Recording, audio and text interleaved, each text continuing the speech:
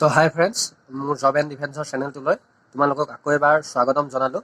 আৰু আমাৰ অতিকৈ সুখবৰ যে কি আমাৰ এক্সামটো খুব ওচৰ পাইছে, মানে কি SSC GDৰ কথা কৈছোঁ। আৰু SSC GDৰ এক্সামটো যিহেতুকে আমি সকলোৱে গম পাইছোঁ যে ফেব্ৰুৱাৰীৰ 20 তাৰিখৰ পৰা আমাৰ ষ্টাৰ্ট হ'ব। চ' আমি এতিয়া কি পদক্ষেপ ল'ব লাগিব বা কেনেকৈ আমি ষ্টাডিবিলাক কৰিব লাগিব বা ইমান দিনে আমি কি পঢ়িলোঁ কি লিখিলোঁ, তো তাৰ ওপৰতে আজি কথা পাতিম। আৰু লগতে মোক বহুতেই সুধি আছে যে দাদা আমাৰ নৰ্থ ইষ্ট ৰিজনৰ ষ্টেটাছটো কেতিয়া ৰিলিজ দিব। চ' মই যদি কওঁ আমাৰ এইটো কোনো নিৰ্ধাৰিত সময় নাই, তাত আমাৰ লিংক দিয়া হৈ আছে, আৰু সেই যেতিয়া লিংকবিলাকত তোমালোকে গৈ চাব পাৰা নৰ্থ ইষ্ট ৰিজনৰ, তো তাত এতিয়া তোমাৰ কাম দিয়া নাই, কিন্তু তেওঁলোকে ৰিলিজ কৰি দিয়া নাই। চ' মই এটাই কথা কৈছোঁ, তেওঁলোকৰ সেইটো কোনো নিৰ্ধাৰণ নাই যে আজিয়ে দিব বা আজি নিদিব বা কাইলৈ দিব। চ' মই এটাই কথা কৈছোঁ, তোমালোকে ধৈৰ্য ধৰা। ইমান দিন যিহেতু ধৈৰ্য ধৰিলাই, চ' আৰু 2-এদিন ধৈৰ্য ধৰা। এইকেইদিনৰ ভিতৰতে তোমালোকৰ নিশ্চয় ষ্টেটাছটো মুকলি কৰি দিব। আৰু SSC GDৰ ষ্টেটাছ মুকলি নকৰাৰ আগত কেতিয়াও এডমিট নিদিয়ে। চ' এই 2-এদিনতে তেওঁলোকে ষ্টেটাছটো মুকলি কৰি দিবই লাগিব। কাৰণ কিয়, নহ'লে যিহেতুকৈ 20 তাৰিখৰ পৰা যদি এক্সাম হয়, চ' তেতিয়া আমাৰ 12-13 তাৰিখে হয়তো এডমিট আৰু ষ্টেটাছ ৰিলিজ পাব। চ' সেইকাৰণে এই 2-এদিনতে এডমিট মানে কি কয়, নৰ্থ ইষ্ট ৰিজনৰ কাৰেকশ্যনৰ কাৰণে যিখিনি হেৰি দিয়ে, তো তাৰ বাবে ষ্টেটাছটো মুকলি কৰি দিব। চ' মই সেইটো ক'লোঁ, তোমালোকে ধৈৰ্য ধৰা আৰু নিশ্চয় আহিব, সেইটো ইমান আমি হতাশ হ'ব নালাগে। এতিয়া কথা কওঁ, আৰু আমি যদি হিচাপ কৰোঁ 15 দিন বুলিয়ে ধৰিব লাগিব বা 15 দিনো নাই। চ' চৰি, মোৰ ভিডিঅ' কৰি থাকোঁতে কাৰেণ্টটো গুচি গ'ল, একো নাই। তোমালোকে এটাই কাম কৰা, এতিয়া যোনে যোনে ইমান দিনে পঢ়ি আছিলা বা যিখিনি বস্তু তোমালোকে পঢ়িলা, বা অংক হওক বা ৰিজনিং হওক, যিখিনি বস্তু তোমালোকে নোট কৰিলা, সেই বস্তুখিনি বহুতেই কি কৰে, নোট কৰি থৈহে দিয়ে, তাক ৰিভিজন নকৰে। চ' মই এটা কথা কৈছোঁ, সেইসকল ষ্টুডেণ্ট বা ল'ৰা হওক বা ছোৱালী হওক, সেইসকলেহে চাকৰিটো পাব যিসকলে ইমান দিনে পঢ়ি অহা, ইমান দিনে লিখি থোৱা বস্তুখিনি যোনে ৰিভিজন কৰিব। চ' সেই ল'ৰা বা ছোৱালীখিনিয়েহে তাত গৈ পেলাই এটা ভাল পাৰফৰ্মেঞ্চ দিব পাৰিব। চ' মই যদি কওঁ, কম্পিটিশ্যনৰ যুগত তুমি টেকনিক লগাই কেনেকৈ নিজকে আগবঢ়াই লৈ যাবা, সেইটোহে মেইন পইণ্ট। কথাটো হ'ল কি, এতিয়া চোৱা, তুমি বিভিন্ন বস্তু চাইছা, ৰিজনিঙৰ তুমি বহুত টপিক চাইছা, বহুত ট্ৰিক্স চাইছা, বহুত তুমি সমাধান কৰিছা নিজেও। চ' কি হ'ব, যেতিয়া তুমি সেই বস্তুখিনি ৰিভিজন নকৰিবা, সেইবিলাক তুমি এদিনহে ধৰি লোৱা কৰিছা, তো সেই বস্তুখিনি পাহৰি যোৱা যাব। আৰু তাত যদি তেনেকুৱা এটা কুৱেশ্যন আহে, তুমি পাহৰাৰ বিনিময়ত কি হ'ব, তুমি ছল্ভটো কৰিবা।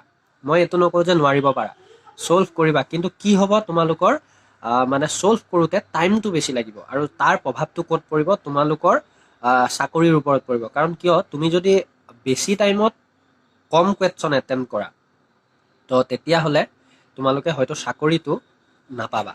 চ' সেইটো কাৰণে ক'লোঁ, এইকেইদিন যদি মই কওঁ, তো খুব ৰিভিজন কৰা, আৰু ইয়াতকৈ বেলেগ উপায় নাই।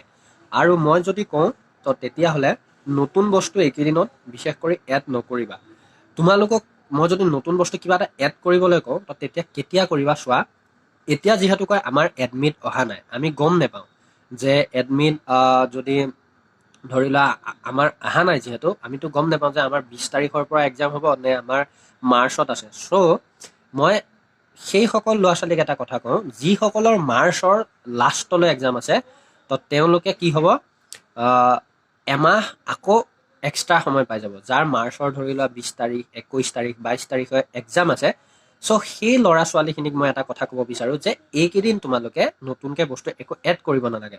কিন্তু যেতিয়া এডমিটখন আহি যাব, তেতিয়া যদি গম পোৱা যে মাৰ্চত ধৰি লোৱা 20 তাৰিখ, 21 তাৰিখে এক্সাম আছে, চ' তেতিয়া যদি তোমালোকে ভাবি থৈছা যে অংকৰ কিবা এটা নতুন চেপ্টাৰ মই এড কৰোঁ নেকি বা শিকোঁ নেকি, ৰিজনিঙৰ কিবা এটা শিকোঁ নেকি, তো তেতিয়া তোমালোকে শিকিব পাৰা। চ' মই সেইটোৱে ক'লোঁ। আৰু এতিয়া বৰ্তমান এইকেইদিন তোমালোকে ৰিভিজন কৰাৰ উপৰিও যিবিলাক আমাৰ কাৰেণ্ট এফেয়াৰ্ছ আছে, যিবিলাক আমাৰ ইণ্ডিয়াৰ মষ্ট ইম্পৰ্টেণ্টৰ ভিতৰত পৰে, তাৰপিছত তোমাৰ ষ্ট্ৰেটিক জিকে হওক, তাৰপিছত তোমাৰ ছায়েন্সৰ হওক, বা মানে জিকে জিএছত আমাৰ SSC GDৰ 2018 পৰা যিখিনি বস্তু আহি আছে, চ' সেইখিনি বস্তু তোমালোকে উৰাই ঘূৰাই ৰিপিট কৰা। আৰু ৰিপিট কৰিলে কি হ'ব, তোমালোকৰ তাৰ মাজৰ পৰাই তোমালোকৰ ৩-৪টা কুৱেশ্যন কমন পোৱাৰ চান্স থাকিব।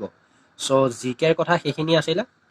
আৰু অংকৰ কথা কৈছোঁ শুনা, তোমালোকে অংকৰ যিবিলাকে অংক চেপ্টাৰটো ভাল পোৱা বা জানা বা অলপ চলপ জানা, সেইসকলক মই কৈছোঁ কি যে তাত যদি তোমালোকে ভাবি আছা যে ৮-৯টা কুৱেশ্যন কৰিম বা পাৰিম, চ' সেইসকলক মই এটাই ক'ব বিচাৰোঁ যে তোমালোকে অংকৰ ধৰি লোৱা যিখিনি সূত্ৰ আছে মানে ফৰ্মুলা আছে বা যিখিনি ট্ৰিক্স আছে, পাৰিলে আকৌ এবাৰ তোমালোকে ৰিপিটেড কৰি দিয়া, এইকেইদিনত মানে ৰিপিট কৰি দিয়া।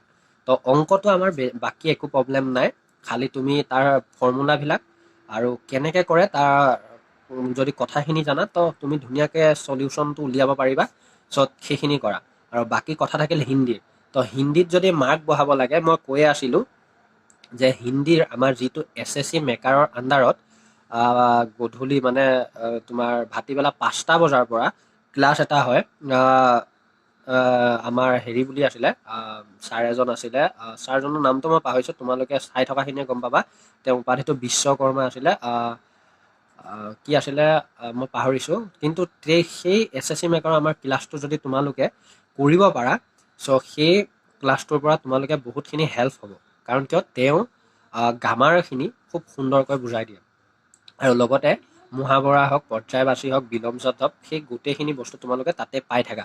চ' হিন্দীটো তাৰ পৰা চালেও হ'ব। আৰু লগতে তোমালোকে ইউটিউবৰ পৰাও কণ্টেণ্টবিলাক বিচৰা কেনেকুৱা কি আহি আছে, তো তেতিয়া তাৰ পৰা হৈ যাব হিন্দীটো। আৰু মই যদি কওঁ ৰিজনিংটো, তো ৰিজনিঙৰ তোমালোকে এতিয়া এটাই কাম কৰা, মই ক'লোৱে অলৰেডি যে প্ৰতিটো চেপ্টাৰৰে তুমি কোনখিনি টান পাই আছা, কোনটো টান পাই আছা, তো সেই বস্তুখিনি তোমালোকে চাবলৈ চেষ্টা কৰা। চ' নিশ্চয় হৈ যাব। আৰু ছোৱালীখিনিয়ে খুব বেছি অসমৰ পৰা কষ্ট কৰিব নালাগে। এজনী ছোৱালীয়ে যদি 70+ থাকিব পাৰে, চ' চাকৰি হোৱাৰ খুব ফাইনেল চান্স আছে। আৰু ল'ৰা যদি এটা 80+ থাকিব পাৰে, তো চাকৰি হোৱাৰ খুব চান্স আছে।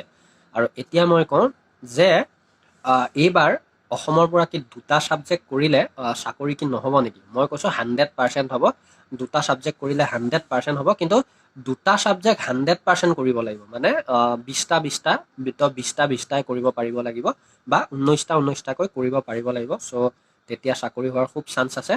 চ' মোৰ ভিডিঅ'টোত আজি ইমানখিনি আছিলে। আৰু মই লাইভত আহিম বুলি ভাবি আছিলোঁ, কিন্তু মোৰ অকণমান প্ৰব্লেম হ'ল কাৰণে মই লাইভত নাহিলোঁ। চ' মোৰ যদি ভিডিঅ'টো তোমালোকে চাই আছা, তো আমাৰ ফেমিলিটো ডাঙৰ কৰিবলৈ কাৰণে তোমালোকে ছাবস্ক্ৰাইব কৰি লোৱা যদি কোনোবাই নতুনকৈ চাইছা। লগতে যদি ভিডিঅ'টো ভাল পাইছা, তো লাইক এটা কৰি দিয়া আৰু মটিভেশ্যন দিয়া। আমি কাৰণ আগন্তুক ফৌজি হ'বলৈ গৈ আছোঁ। মই বুলি নহয়, তোমালোকে যিসকলে মোৰ লগত জড়িত হৈ আছা। চ' ভগৱানে কৰক এইবাৰ সকলোৰে হৈ যায়। তো জয় আই অসম, ধন্যবাদ।